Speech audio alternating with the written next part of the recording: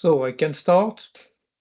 Let me share the initial presentation. Okay.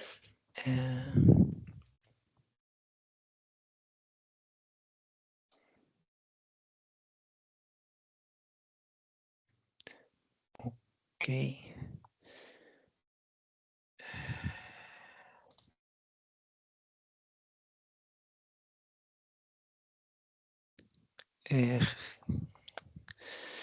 Hello everyone. I think maybe we can wait a couple of minutes. Can you see my screen? Yes. Okay.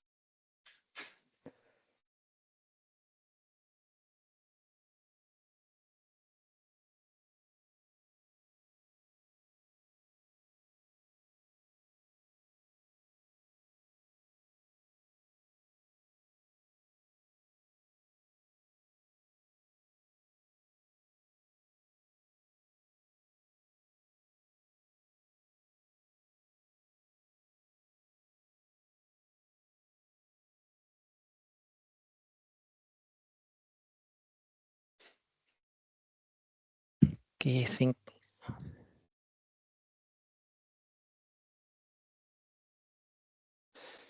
think we can start. Okay, then hello everyone. Welcome to this 5th webinar organized by the ULTIMO project, co-funded by the European Union and co-funded also by the Swiss government.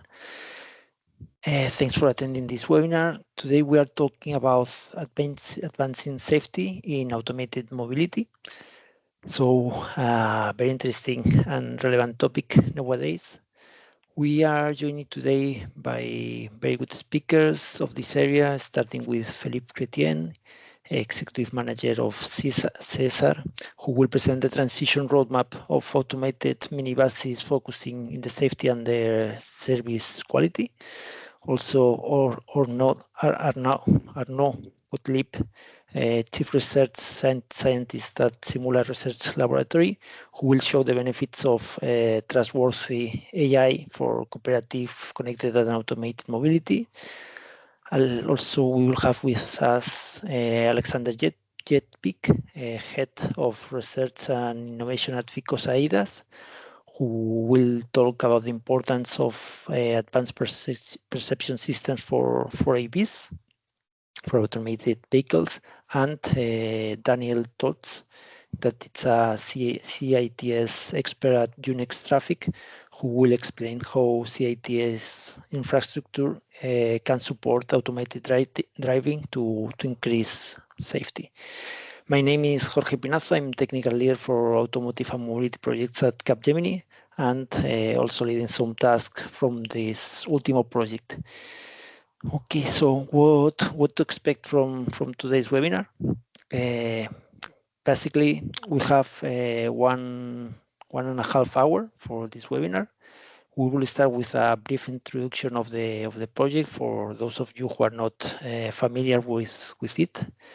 Afterwards, we will go through the presentations. I suppose it will be around 1 hour, and then we will close the session with a Q&A session of around 50 minutes. That's when you will be able to ask any question, any doubt that you have of the presentations of the speakers. You can also ask questions during the presentations, but we will look at them at the end of this webinar at the Q&A session. Okay, then just a couple of of words about the project. In ULTIMO project, we aim to deploy economically viable, large-scale, on-demand, and passenger-oriented automated vehicle public transportation system services across different countries in Europe. This is a very big research and innovation project with a budget of 55 millions, and we are 23 partners in the project during this project that lasts for 4 years with the coordination of Deutsche Bahn. As also the aim of the project is to validate integrated shared CCAM systems and services for people and goods across Europe, also enabling large-scale multi-vendor deployment to diverse transport use cases. As commented, ULTIMO main goal is to deploy automated vehicle fleets across 3 sites in Europe to showcase diverse use cases for this automated vehicles integration. So, for example, in Herford, in North Rhine-Westphalia, Germany, autonomous minibuses will be integrated into the existing public transport system, enhancing accessibility and connectivity within the region. For this site, Deutsche Bahn is who will operate these automated vehicles. The second demo site, it's in Bellide State in Geneva, operated by TPG, the local transport operator. These self-driving vehicles will connect key facilities such as a hospital, a kindergarten, and will also offering other services, other logistic services, logistic as a service, LAS, providing a very versatile mobility solution. And the third one in Groruddalen Valley in Oslo, the Transport Public Authority router, that it's also one of the partners of the project, has already moved from the initial testing of their Mobileye Neo vehicles, and now they are offering these transport vehicles, these autonomous vehicles to the general public. Okay, then a brief summary of the project partners. As commented, there are a lot of partners of all over Europe. The most core partners are the public transport operators, as commented, Router in Oslo, Deutsche Bahn in Herford, and TPG in Geneva. Also, there are fleet orchestrators, solution providers, research institutes, manufacturers in the consortium. We have all the different actors in this mobility as a service ecosystem. And for more information about the vision, implementation, and activities, you can find them in the ULTIMO website and in the LinkedIn webpage. Also, we will share all the relevant links in the Q&A session at the end of the webinar. And now, returning to the topic of today's webinar, I would like to hand the floor to Philippe Chrétien, the executive manager of CESAR for 14 years. Then, Philippe, yeah, thanks for sharing. We are seeing your word. Okay. Perfect. Yes, we are seeing your presentation. Yeah, so, hello everybody. It's my pleasure to share my experience from the Avenue project. So this image is coming from the Avenue project with a common experimentation site with ULTIMO in Bellide at Geneva. And I am managing CESAR. CESAR is a non-profit association dedicated to road safety research, established in 1992, so it's quite old now. And I am member of the advisory board of ULTIMO. So first point, is that the deployment, in our view, from the Avenue project, it was necessary to deploy automated minibuses as quickly as possible, and but carefully, quickly, as the potential societal advantage are important in terms of service and also energetic transition, and carefully to be durable, because for that it has to be safe.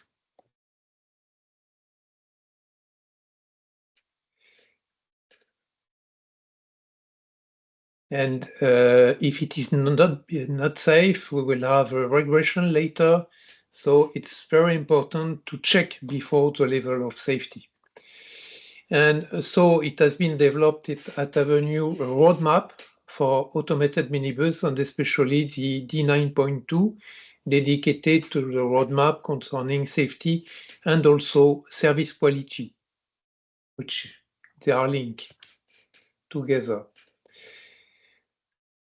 So second slide.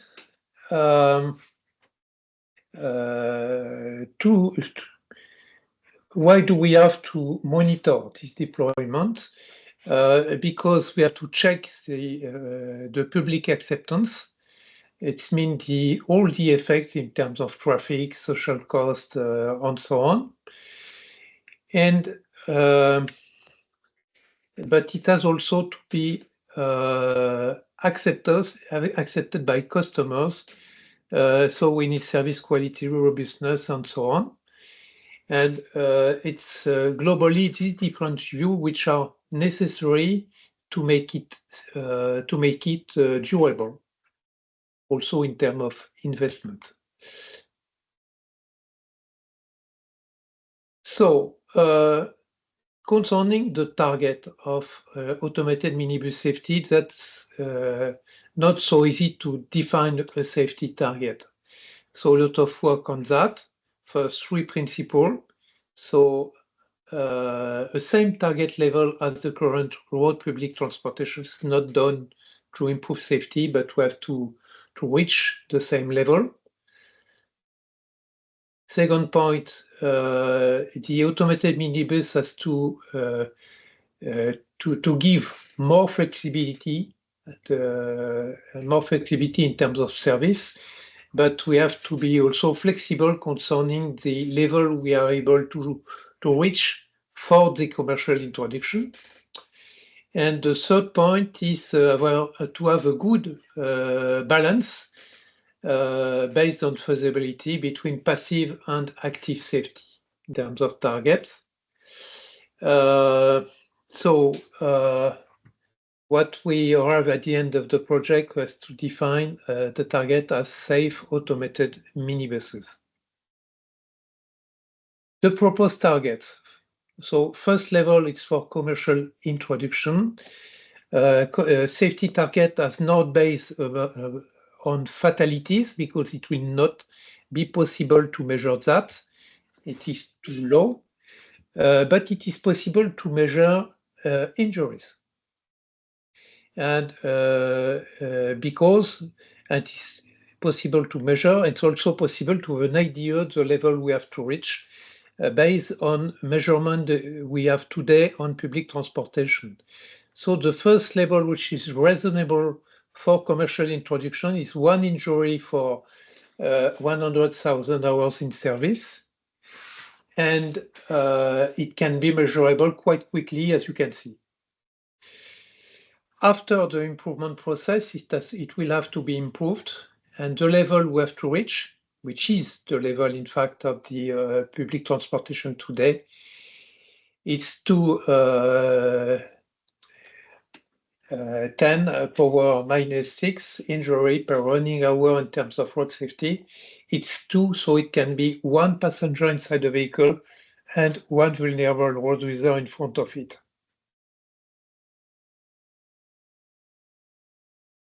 So it's based on feasibility. It's based on to reach a good trade-off in terms of feasibility to launch this service and to get the right level in terms of safety.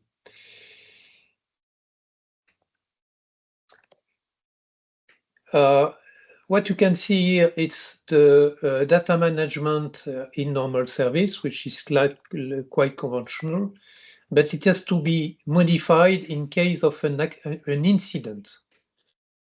Incident is more general than accident, obviously.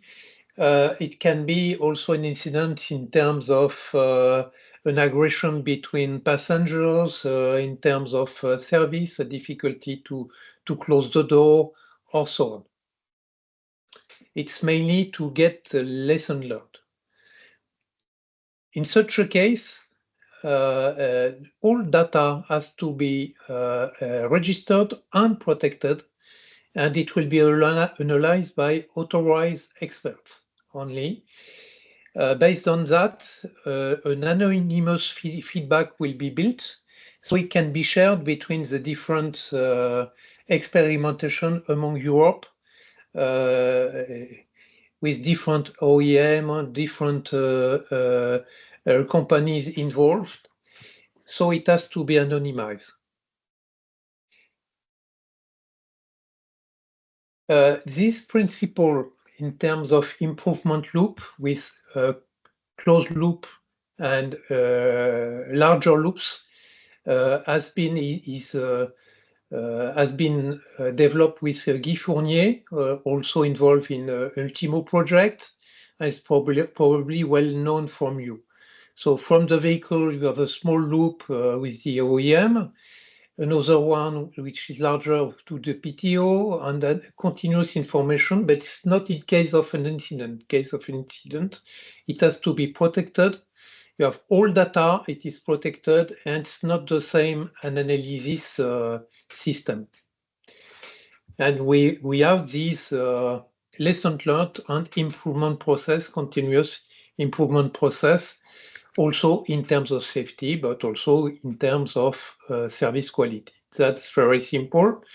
That's also common to what we are doing for road safety, because based on the same information in case of an accident, the lesson learned, the improvement process is separated from the juridical treatment in case of an accident. But we can also have a juridical treatment in case of an aggression in a vehicle and so on. So we need both. It's the same principle. So it's already organized, for example, in France, what we are doing at CESAR. So it's feasible also. In terms of active safety, avoiding the accident, what you have to keep in mind is that what you know in terms of accident, it's very limited part of the accident and a very limited part of the risky scenario, risky situations. With the image of the iceberg, you know that physical accident, say corporal accident also, are well known. Material accidents are not well known, and avoided accidents are not known at all. Obviously, we are working on that in terms of road safety, and we are also using the avoided accident when observing the command naturalistic driving. What is the active safety dilemma, which is well known for trolley, is that to avoid an accident, we can injure a standing passenger. And so there's this balance you have to manage at any time, and it's not so easy. In terms of active safety, you have also to separate what you know as the functional safety, sûreté de fonctionnement in French, with ISO 26262, for example, well known from OEM, and what is SOTIF. SOTIF is not to guarantee the nominal behavior, it's to define the nominal behavior to face the real usage and the relay situations. It's ISO 21448. Passive safety. Passive safety, we have both to be worked inside the vehicle, obviously, and outside of the vehicle. For Avenue project, it was, as you know, ALMA shuttle from Navia. And as you can see here, the front face of the vehicle was not adequate for children, for example, as you can see, and was the same inside of the vehicle. So the improvement margin is quite big, and it's probably quite big also in the vehicle you are using for experimentation at ULTIMO.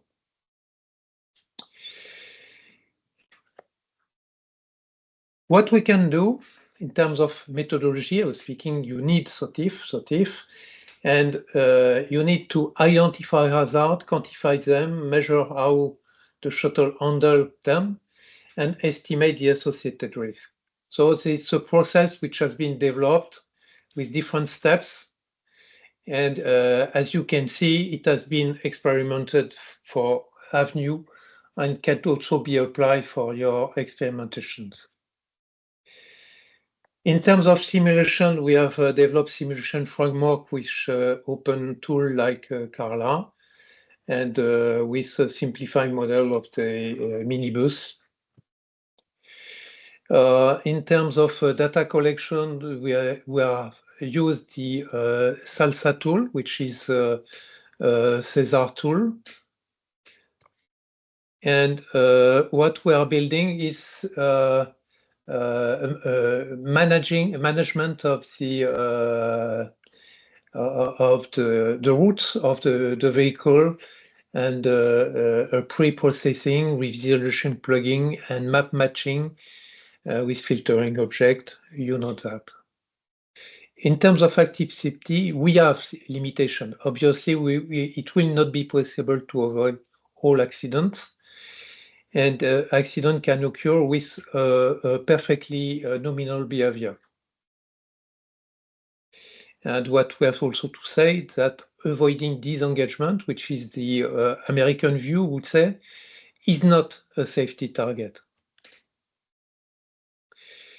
So based on this limitation on active safety, you have the targets concerning passive safety. So we have to reach one accident out of 100 with a personal injury. One accident, oh, sorry.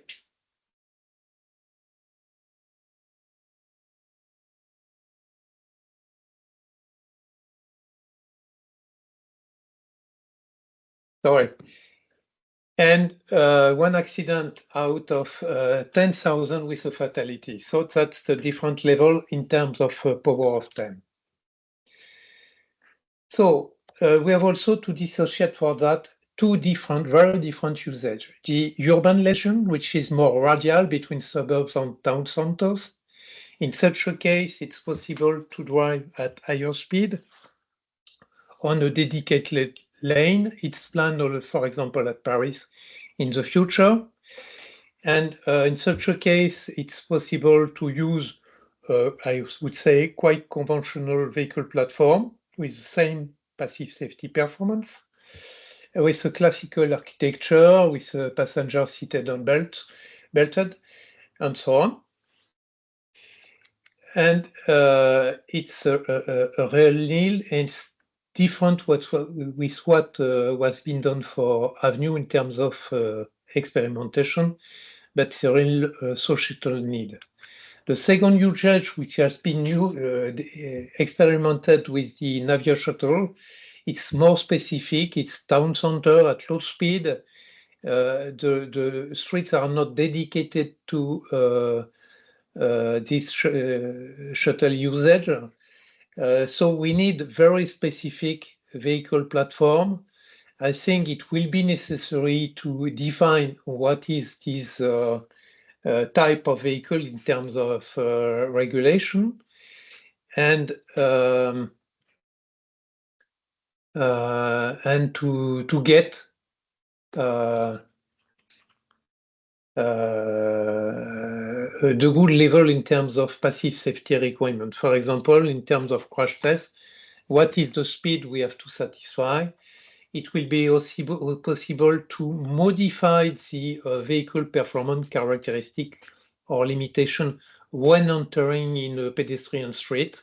It's quite easy to do that, to adapt the speed, to adapt acceleration level, but also deceleration level. For example, if you have an e-scooter behind you. In that case, it's possible to improve the front face because the front face will be probably vertical because we are in town. And we have developed new concept with an inflatable here structure, which is developed in case of accident risk. It's clearly feasible, and we have to work on it. Thank you very much, and obviously I am ready to answer to any question. Thank you very much, Philippe. Thanks for your insights to this transition roadmap for automated minibuses. For the audience, if you have any questions, write them in the chat and we will pick them later. And now, Arnaud Gottlieb, Chief Research Scientist at Simula Research Laboratory, will present us some benefits of trustworthy AI for CCAM. Arnaud, if you can share, please. Thank you, Jorge. Do you see my screen? Yes. Is it full screen? Yes, perfect. Okay. Thank you so much. So first of all, good afternoon, everyone. So my name is Arnaud Gottlieb. I'm a senior research scientist at Simula Research Laboratory. This is a real pleasure to participate to this ULTIMO webinar. So thanks a lot for the invitation. The notion of safety that I'm going to consider in my talk would be related to AI safety or the safety of AI systems. And the type of AI systems I'm going to consider is those that are deployed in automated driving systems. But this is not exactly the type of safety that's just been presented. But you'll see that there are some, of course, obvious connection. So basically, we started asking the question, artificial intelligence and generative artificial intelligence in automated vehicles, is it an opportunity or a threat? And of course, for me, for us, it's a formidable opportunity. Actually, artificial intelligence can be something that improves in all aspects of the sense, plan, act paradigm. And if we just mention some examples, in the perception layer, we have image segmentation, entity classification and tracking that are taking advantage of the huge amount of data that can be collected and processed by advanced sensors. In order to create, in the representation layer, 2D, 3D semantic maps, to allow in the cognition layer a different type of decision makings, such as trajectory planning, autopilots, but also to deploy models that anticipate the movement of vulnerable road users. In the interaction layer, it's also very clear that AI has a very strong role to play in vehicle-to-vehicle negotiation, in vehicle-to-infrastructure negotiation and information transfer, but also in terms of vehicle to vulnerable road users interactions using generative AI. In the execution phase, there are already deployed commercial systems, commercial automated driving systems that take advantage of artificial intelligence. In summary, AI can increase the car passengers, the road user safety, can improve the traffic efficiency, can reduce pollution, improve passenger comfort. But at the same time, AI also comes with a set of threats. And those threats, they can be a potential roadblocker for user acceptance of automated driving. For instance, there is a fairness issue. If we consider an automated vehicle that makes differences between the model that they have of pedestrians, whether they distinguish human in terms of gender, in terms of age, in terms of why not color skins, there might be some fairness issue in the way these models, these systems, these AI systems treat vulnerable road users. There is a transparency issue. Just consider a very brutal brake taken by an automated vehicle. If the vehicle is not able to explain in a transparent way why it has stopped, possibly because it has perceived a ghost vehicle, then we have a transparency issue. Similarly, if we put on the road vehicles which are full of sensors that can really observe pedestrians, vulnerable road users in urban traffic conditions, then those road users, they can be exposed to unwanted commercials or political message. So we have a privacy issue. The safety issue is also very much complemented by the fact that there could be an over-reliance on the collision avoiding mechanisms of automated driving systems, and that can lead to dangerous actions taken by some users, some road users. We have clearly to also consider this as a very strong safety issue. And eventually, we also have the loss of human oversight and control, especially because potential cyber threats, cyber attacks over automated vehicles can provoke accidents or disturb the road system and the road traffic. Because of the questions that are raised by introducing AI in automated driving systems, we established the project, the AI for CCAM project. And the project has started 30 months ago with the goal of advancing the state of the art in trustworthy AI for CCAM, which stands for Connected, Cooperative and Automated Mobility. It's a project that gathers 14 partners from 9 different European countries. We have 6 research organizations, 3 SMEs, 3 large companies, including a car manufacturer, Skoda, and 2 associations of public transports.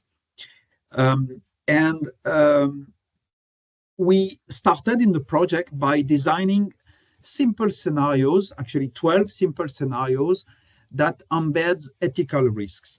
And those scenarios we've introduced variabilities in those scenarios, and you have just here one of those scenarios, very simple one. We have 2 pedestrians on the edge of crossing a crossroad, and there is an automated vehicle coming in front of them. Different type of ADAS can be deployed for taking care of this situation. And of course, depending on the way they processed those 2 pedestrians, because here we have a child and a woman, depending on the way they process, for instance, the size of the box they put around those humans, but also the different categories that are established, whether those 2 pedestrians, they cross together, or is it fair to consider that they can cross together, or perhaps the child can run, and so on. Depending on those conditions, we have ethical risk to consider. To cope with this situation, after having designed those scenarios, we came up with a methodology for considering trustworthy AI in the way it is defined in Europe. So using the human-centric approach of AI based on 7 key requirements of trustworthy AI. We've deployed this in a methodology that can help and support the design of scenarios with those ethical risks. We advanced the state of the art in trustworthy AI for automated driving. And I'm not going to comment all the advances that were performed, but I will just highlight a few of them. which actually cover some parts of the overall architecture, getting from what is perceived by the automated vehicle to what is predicted. And here you have an example of trajectory prediction of vulnerable road users, multiple road users.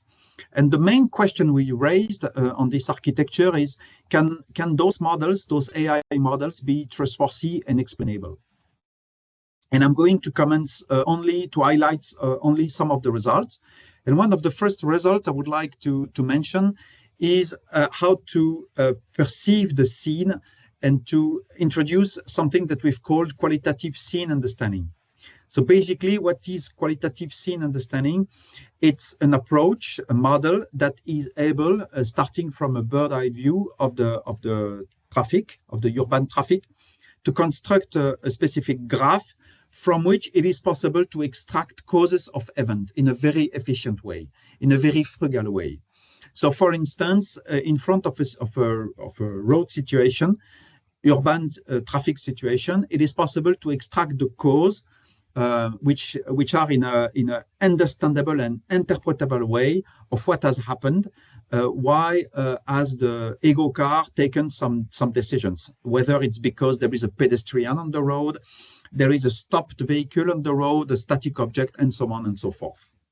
This is one of the highlights I wanted to show you. Another one is related to user acceptance of automated vehicles. We observed, coming from the neuroscience, we know that gaze is very important to make sure and to bring confidence and trust in between humans and machines. And we established an experience where we put artificial eyes on a vehicle, and using virtual reality headsets and combined with a simulation, with an open source simulator, Carla, it is possible, by taking some biosensor over the participants, to measure their level of stress in different scenarios. So those scenarios are just those where the car with its eyes has perceived the pedestrians, or if it doesn't have perceived the pedestrians, or if the car is looking at another pedestrian crossing the street, it is possible to measure the level of stress and to establish a data set that can be very helpful to examine and look for the combination in between, or the interaction between humans and automated vehicles. The last highlight I wanted to give you is that we have created a platform, which is a participatory platform for EU citizens, which adopts the techniques coming from participative democracy in order to foster user acceptance.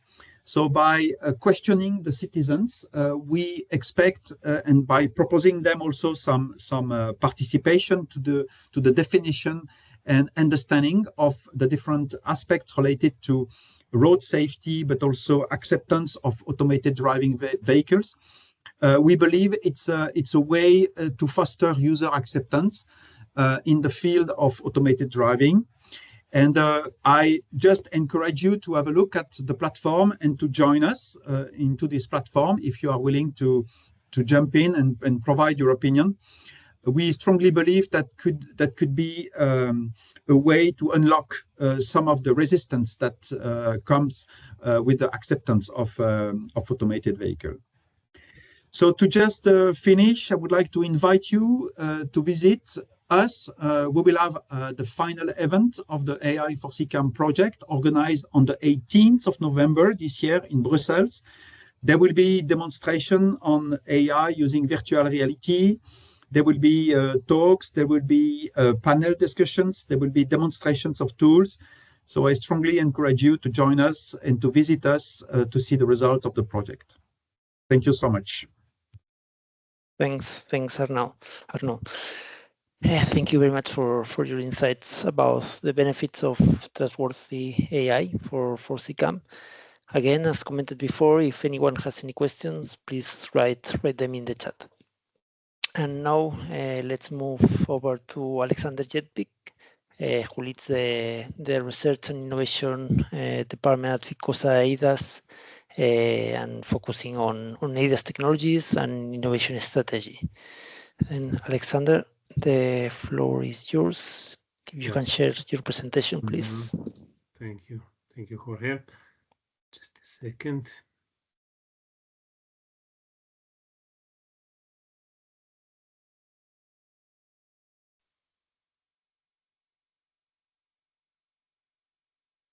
You are sharing your, yeah, perfect. Thanks. Yeah. Excellent. You see my screen, right? Yes. Well, hello everyone. As Jorge mentioned, it's a real pleasure to be here. Thank you for the invitation. My name is Alexander Jevtic. I'm the head of research and innovation, Ficosa ADAS. I will talk a little bit about Ficosa as an international group and Ficosa ADAS as a business unit in one slide. But today this talk is focused on advancing safety and automated mobility through vehicle perception technologies.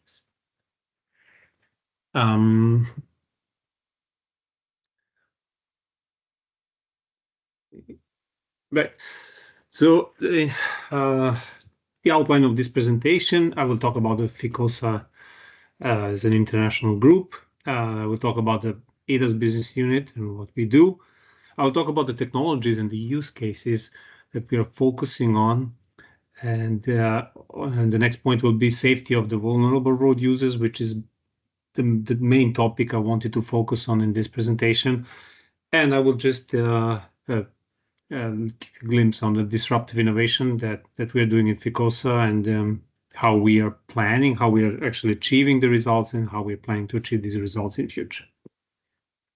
So Ficosa is an international group, is a tier 1 company supplying all major OEMs. It was established in 1949, at the time not as an automotive company.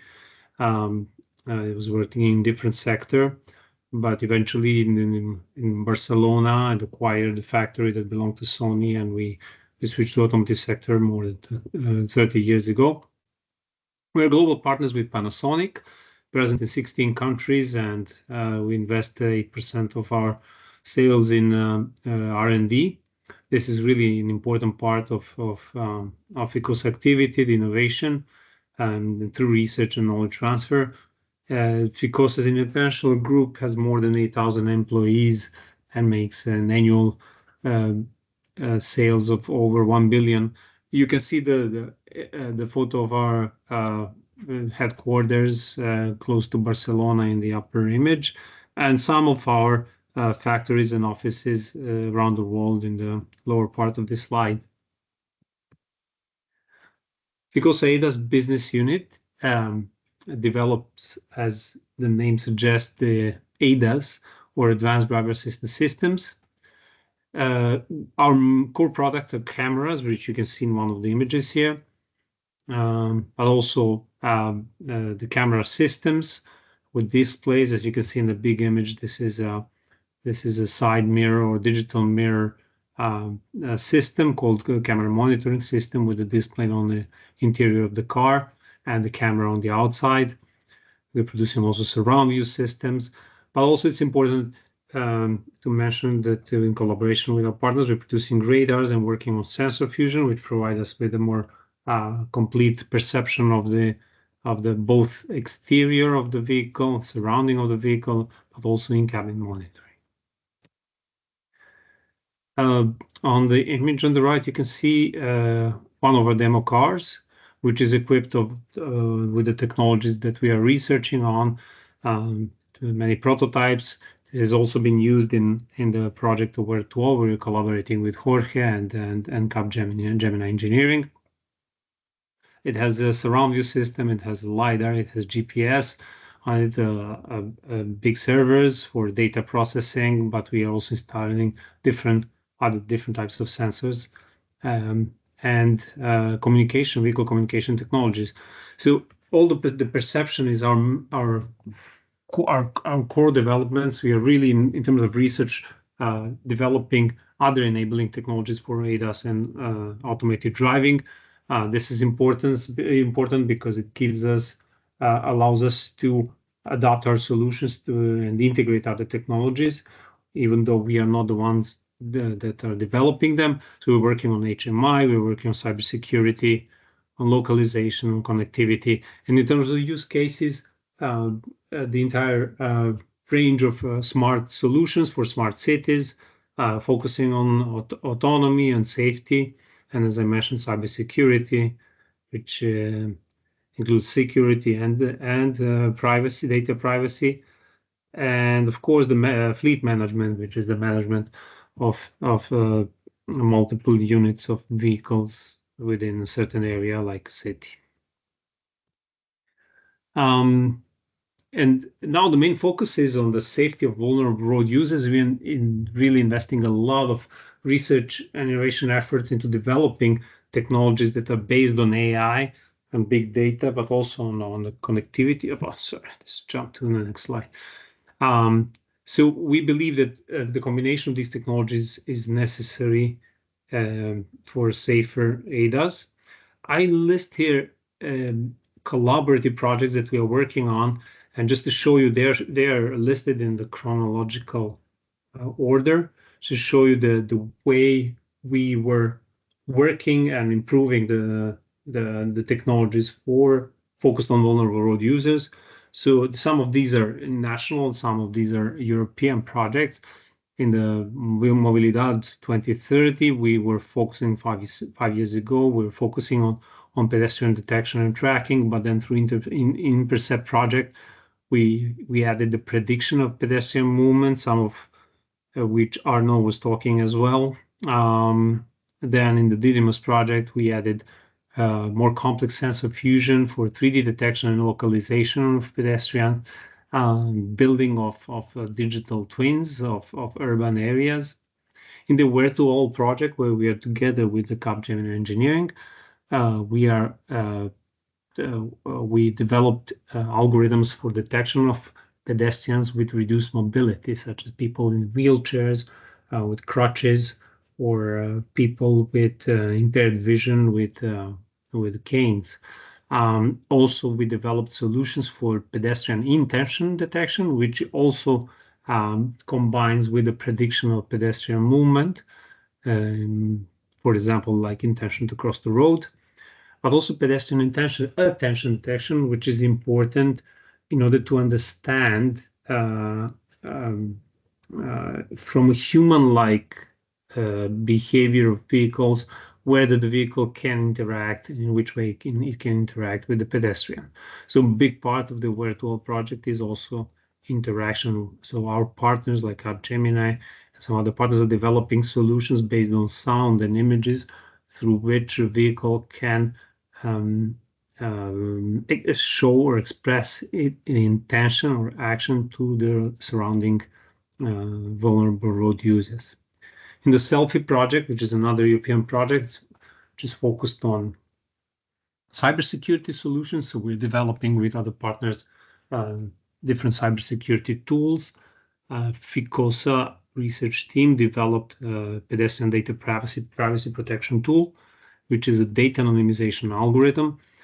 This was mentioned in both previous presentations by Philippe and Arnaud. This is very important. The regulation in Europe is very strong about this, but this is also our ethical obligation to protect the privacy of the data. Sensors that some of the sensors are actually sensitive to this. So like cameras that we are developing can record videos of people and vehicles as well that allow identification.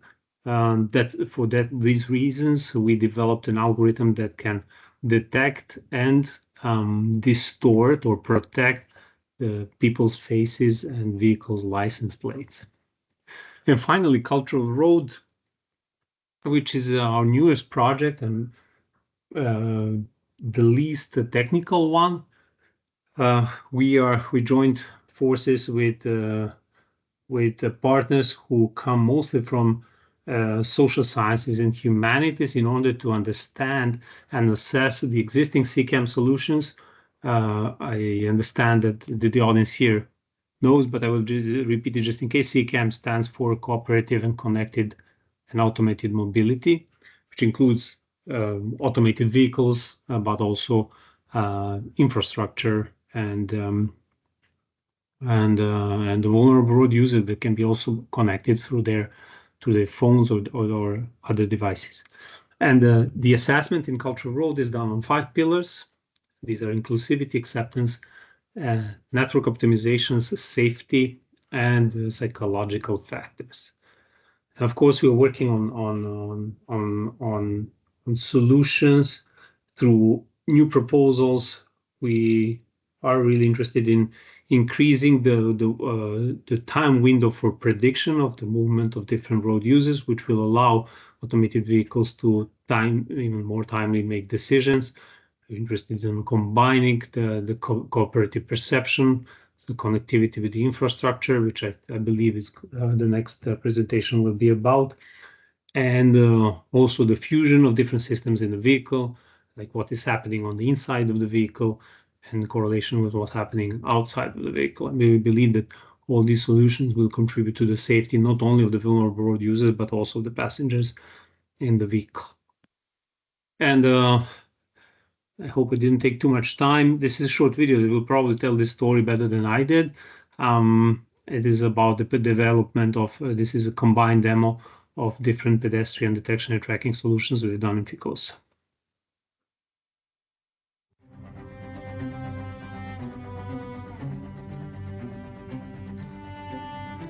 Ficosa ADAS research team has developed various AI models for vehicle perception. The efficient object detection and scene understanding enable timely vehicle decision-making and contribute to overall safety in traffic. Our advanced driving assistance systems have been enhanced with algorithms that can detect the behavior of the vulnerable road users, in particular pedestrians. We focus on specific categories of vulnerable road users and their behavior in traffic situations. These advanced features enable better scene understanding and can be used to timely predict safety-critical events such as collisions and accidents. For example, by detecting the intention of a pedestrian to cross the street, the vehicle can take action even before the pedestrian steps on the road. The algorithms developed by Ficosa's team are based on deep learning models and allow us to detect the pedestrians in the scene and obtain their body poses. The body pose is represented as a skeleton made of joints and bones and allows us to describe pedestrians' motion. By tracking the skeleton over multiple frames, we can predict the pedestrian's future position. Further motion analysis can give us insight into more detailed patterns of pedestrian behavior, which can be used to further develop complex interactions with the vehicle. Ficosa's team has developed AI algorithms that can recognize various categories of people with reduced mobility, such as a person in a wheelchair, carrying crutches, or a blind person with a white cane. In the presence of such road users, the vehicle must adapt its speed and maneuvers to ensure their safety.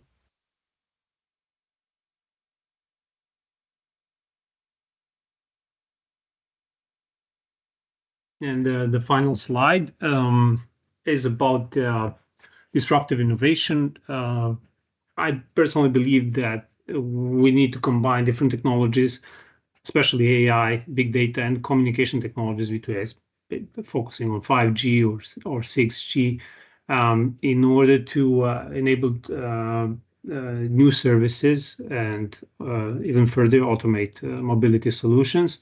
We're achieving this through an open innovation model, which means that we are collaborating with partners such as other companies, but also research centers, and we're creating a strong ecosystem. The idea is to transfer the knowledge from our partners into all the automotive sector. We are also making efforts to expand the customer base. Although our basic customers are, main customers are conventional vehicles, OEMs focusing on production of conventional vehicles, we are also aiming on providing similar solutions for people in freight transport. And of course, the provision of the new automotive industry services that are based on emerging AI tools, which include user experience, comfort, and above all, safety. I would like to mention that Ficosa was one of the finalists of the Catalonia Exponential Leaders last year, thanks to these projects that I showed you today. this competition or this mention is given once a year by Catalonia's government for the companies that use disruptive technologies in order to improve their business models and provide new solutions. And thank you very much. Here you have some information about on the FICOSA, and you have my LinkedIn profile if you would like to connect. Looking forward to your questions. Thank you very much, Alexander. We will ask you some questions later. And now we move forward to Daniel Tots, an engineering professional at Unix Traffic, who is an expert in cooperative ITS. Daniel, yep, thanks. So, hello also from my side. Thank you for the kind introduction. My name is Daniel Tötzl. I work at Unix Traffic based in Vienna, Austria. And today I want to give you an overview how the infrastructure can support automated vehicles by using the technology of cooperative intelligent transport systems. Before I start my presentation, please allow me to give you an overview of who we are and what we are doing at Unix Traffic. Unix Traffic is a global market and innovation leader in the topic of intelligent traffic systems. We have a broad product portfolio which covers traffic management solutions, but also urban, interurban and tolling services. And recently we also added our innovative CITS equipment to our product portfolio. Therefore, we have an roadside unit available, which is already market ready. Also a market ready onboard unit solution, which can be installed inside in vehicles, but also in trams and trains. CITS is also the major topic for today. So to give you an overview, what is CITS? When I talk about CITS, I talk about the networking between vehicles and the surrounding infrastructure, which means I talk about especially about the technology which is often considered as simply ITSG5 or vehicle-to-X communication. The technology itself is based on of the VLAN standard, Wi-Fi standard. It's a short-term, a short-range communication using ad hoc networking, and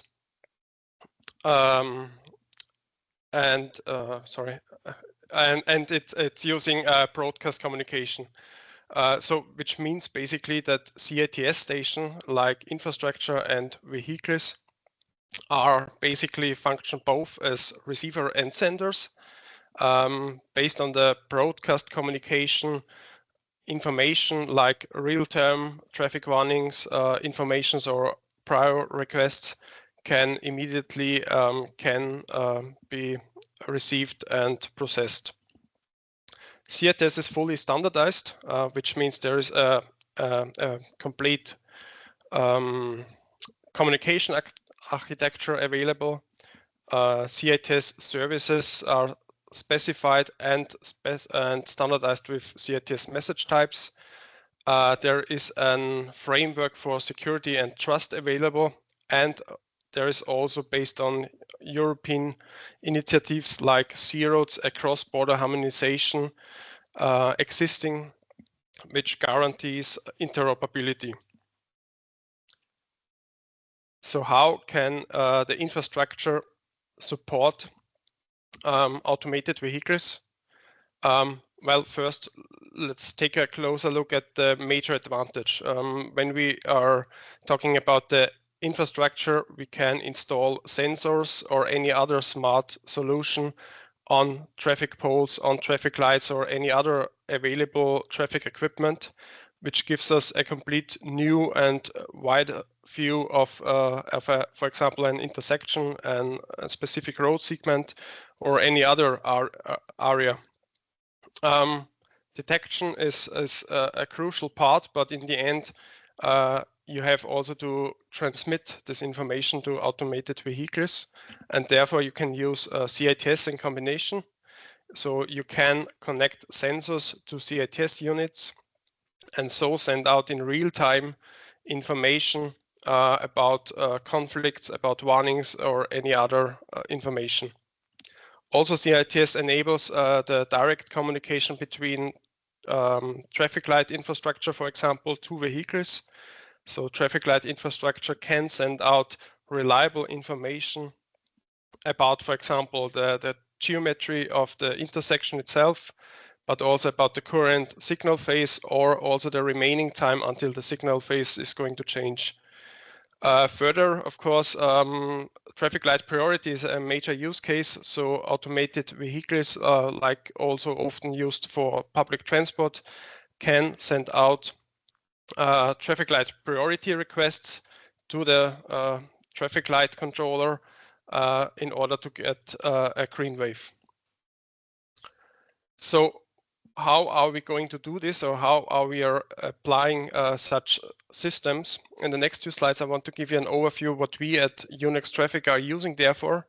And later on, I want to switch to a more interesting part, the already available use cases which we had implemented in course of some projects.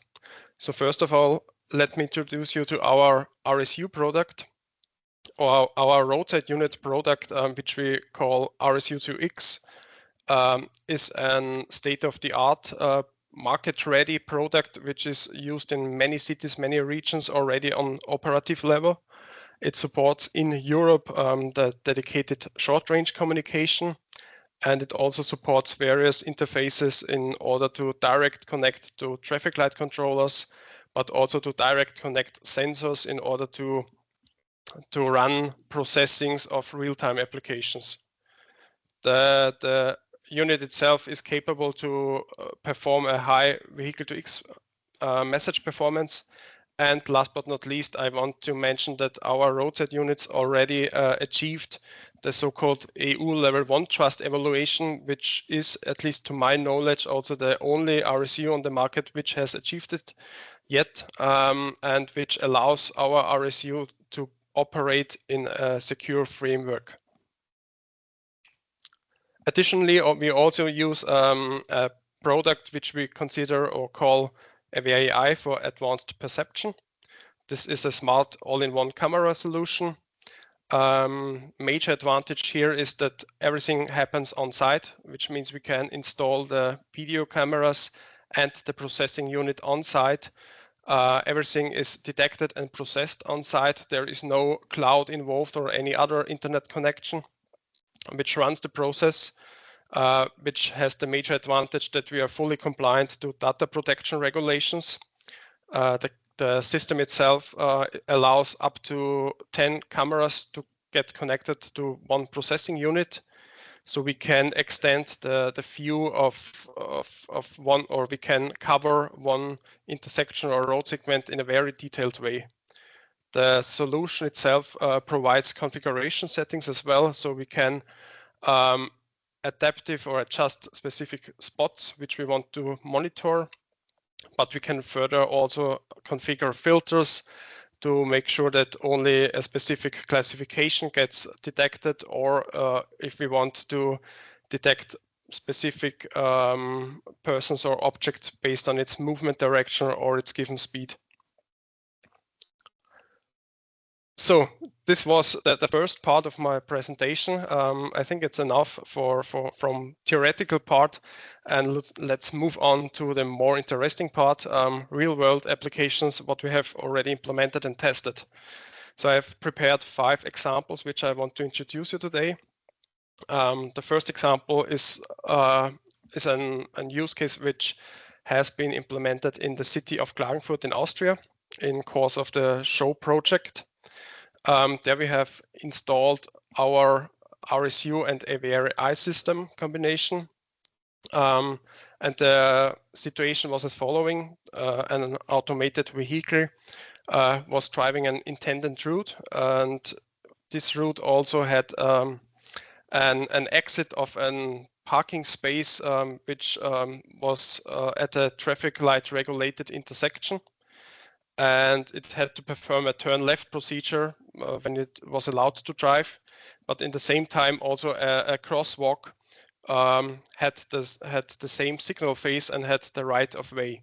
So there was a potential conflict, and based on our solution, we were able to fully cover this pedestrian walk. We configured only to detect road users like persons or cyclists on this pedestrian walk.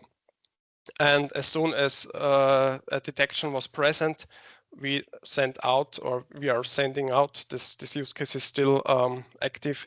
We are still sending out vehicle to X messages about a potential conflict, and the vehicle to X information gets sent out as long as a detection is present. Another but similar use case has been implemented in the city of Graz, also in Austria. It's quite similar. It has been implemented as some kind of proof of concept for the city of Graz to establish a blind spot awareness assistant. Here we had a conflict zone, especially as a cyclist crossing, and a lot of accident happens here, unfortunately, because the cyclist has the right of way here, but at the same given time or at the same signal phase, the vehicles are allowed to proceed and turn right maneuver. And here we installed our same setup again, and we monitored the cyclists zone, actually the pre-zone before the conflict zone. We configured to only detect cyclists, but also filtered out only the correct movement direction and a certain given speed. And based on this information, we are able to send out vehicle to X warnings, which can get received by vehicles which are CITES equipped in order to raise awareness. The next two use cases also takes place in the city of Graz, both at the same location, at the local transport hub at Buntigam. This local transport hub was a place where also the show project happened. Their automated vehicle was driving an intended route, and the route led through this local transport hub, especially to those bus space, which are, however, frequently used by the local public transport provider. So the bus space are frequently and dynamically occupied or available, and the automated vehicle had to use one of these bays for its route. Based on the limitations from vehicle point of view, it was only allowed or was only able to detect one or two bays if they are occupied or available, but not all bays. And so we installed our solution again. We were able to run a detection for 5 bays with just one camera, as you can see here in the screen. And based on the detection, we are able to send out in real time, once per second, the full information, which bay is currently available or which bay is currently occupied. And based on the vehicle to X guidance information, the automated vehicle is able to decide or use this information, and is so able to decide which bay it's going to use for its route. The second use case, also at the same location, was a railway level crossing. Additionally, also a tram is active at this public transport hub, which means there is a railway level crossing existing as soon as the tram is active driving. State-of-the-art system is that there is a local visual warning sign available, or multiple signs available for the bus drivers in order to alert them. And we simply extended this system, this legacy system, with vehicle to X information. So as soon as the local visual warning signs are active, when the tram is active driving, we are also sending out in real time detailed information about the railway level crossing, and this can be used or is used also by the automated vehicle in order to know that there is an railway level crossing existing and that they have to take care therefore. My last slide for today from content point of view is about traffic light priority. Traffic light priority is a well-known use case which happens already nowadays with also with legacy communication systems, but also vehicle to X or CITS can be used therefore. On the one hand, of course, by just using the usual way, having static trigger points in order to register or to send out requests, and one trigger point which runs the deregistration. But CITS enables the traffic light priority in an enhanced and optimized way, which means by CITS there is a standardized service which is considered a signal request message, which includes way more detailed information. So a bus can send out by using this information its intended route, so it can inform the traffic controller which route, especially which ingress and egress approach it's going to use, and it can continuously, and it should continuously, send out its estimated time of arrival, which means the traffic light knows in very detail, because this is or has to get continuously updated, knows in very detail when the bus is able or needs the green light, and so the traffic light controller can adjust the switching of the signal phase in an optimized way. Further, CITS enables, of course, as I mentioned earlier, response functionalities. So the CITS infrastructure point of view can respond to the request. It can inform the bus driver or the bus itself that the request is processing already. It can inform about the current state, and of course also it can inform about the likely time when the signal phase is going to switch. So with this slide, I want to conclude my today's presentation. I hope I could give you some insights and also some ideas how infrastructure can be used to support automated driving. Feel free to ask any questions. Also feel free to connect with me on LinkedIn. Thank you for your attention. Thanks, Daniel. Okay. Then I have some questions for the presenters. Starting with Philippe, you talk about the different areas, concepts to keep in mind when talking about safety for automated minibuses. But I would like to know if you can give us some recommendations that improve the safety of these automated shuttles or minibuses.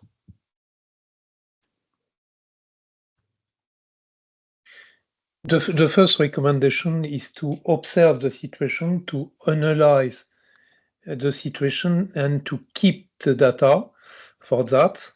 It's what we have begun to build in the Avenue project, which was a scenario library for automated shuttles, for automated minibuses. But parallelly, we are doing the same work for automated cars with different scenario library like Mozart and Adsen, and today we are partner in the European project. Name is Synergy, which is very big project also like ULTIMO, and I think this is the most important point, to know what we will have to face in the future. Okay, thanks a lot, Philippe. Now a question for Arnaud. You talk about trustworthy AI validation. Can you provide us with some more insights about the human-centered approach of AI that is being promoted in Europe, for example? How can we verify that AI systems fulfill ethical, responsible requirements in safety-critical SICAM scenarios? Thanks, Jorge, for the question. First of all, I'd like to say that we believe that it is crucial to verify those ethical requirements. As soon as AI is involved in a system, we believe it's quite critical to verify those. And this is not only for the safety purposes, it's also for the user acceptance of those systems in the society. It turns out that the classical approaches for evaluating ethical requirements of AI-driven systems are mostly based on checklists, on questionnaires, self-declared assessment of ethical aspects.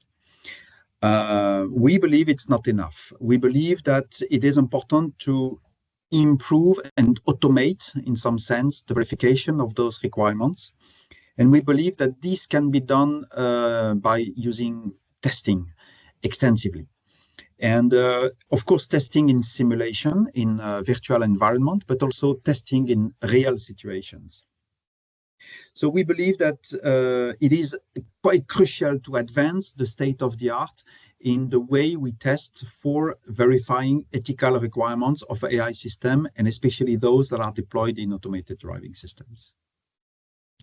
Okay, thanks Arnaud. If there is any question from the attendants, please put in the chat. Meanwhile, I have another question for Alexander. There is a lot of talking about the need of advanced perception systems for the deployment of autonomous vehicles. But which of the sensors that this system required, such as camera, radar, LiDAR, do you think will augment the safety and will be deployed massively in future vehicles? Do you think one of them, all? We would like to have your point of view, as because it's a tier 1 provider and they are focused on this kind of on these products. Alex? Mm-hmm. Yes, thank you, Jorge. As you said, we are producing cameras, and cameras are our core technology. But it's also true that cameras are limited in certain weather conditions, for example. So I think in the future it will be important to have sensor fusion, different types of sensors. We will also have new types of sensors, right? Some of them already exist, but maybe haven't been introduced to automotive sector, like light field sensor that can provide information about depth and the RGB. Definitely the drawback of complex or let's say multiple sensors on a vehicle increases the complexity of the system, but it also provides an additional vision, additional perception. Development of different materials like nanomaterials for lenses can also improve the performance of these sensors. So there is no perfect solution. We have to work on innovating and developing new sensors and definitely provide a better performance for the vision. I would also like to add that the antenna can be considered one of the perception sensors, because the information that comes through connectivity with infrastructure, other vehicles, can provide the perception that the onboard sensors on board the vehicle will not, like what is happening around the corner, what is happening in front of the car, in front of us, and so on. The use of multiple technologies will provide something that is a more complete perception of the environment and better situational awareness. Thanks, Alexander. And in relation with this, you commented about the antennas for V2X communications. I have a last question for Daniel. I would like to know a bit more about how can the different V2X technologies, vehicle to vehicle to infrastructure, can help to reduce these collision risks. Yeah, good question. I think especially this was what I want to give the audience today as information, as key takeaway. So using the infrastructure, you can broader and more comprehensive, get a more comprehensive overview of the whole traffic environment. So you cannot just detect the full area, but you can also now send out these information by using CITS communication. So you cannot just detect conflicts with such sensors, but CITS gives the opportunity to raise the awareness by spreading this message in real time to vehicles. The vehicle, of course, has to use this information and might do some sensor fusion or whatever, but infrastructure can see beyond the vehicle, and I think that's one of the major key takeaways which I wanted to give the audience today. Thank you very much, Daniel. Okay, let me check if there is any question from the audience.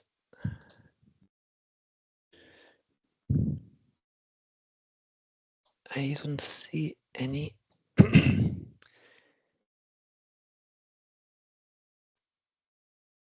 Okay. Anyway, in case that any of you have any questions, you can contact the different participants. Also, you can contact me or also the different partners from the ULTIMO project. Then I think we can close. Thank you. Thank you also to our partners from UITP that has been organizing this webinar series. And thank you very much to all the speakers and attendants.